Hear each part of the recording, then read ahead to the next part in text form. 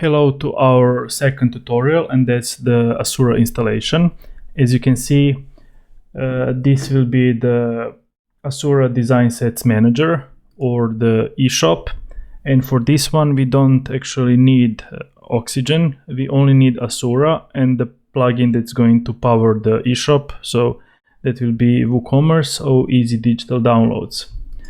To install the Asura, we need to add framework first. You can type Aether or you can type DPlugins.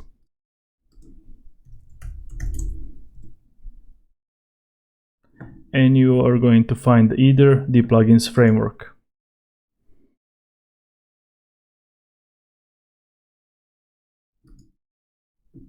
After this one is installed, we are going to upload the Asura. I'm assuming that you already purchased it and download it.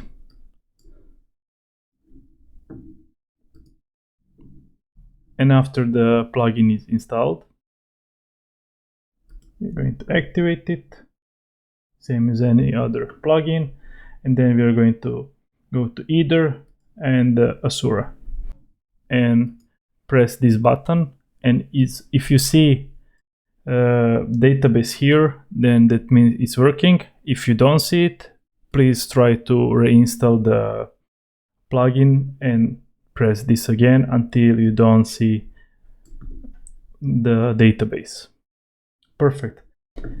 You're not adding the license under the licenses because this will be for the generated licenses. You need to go to the settings, and I'm going to copy and paste it and save changes. And you see that the license is activated and it's working. I'm going to now pause this video and I'm going to install it on the Asura Design Set 1 and 2 as well.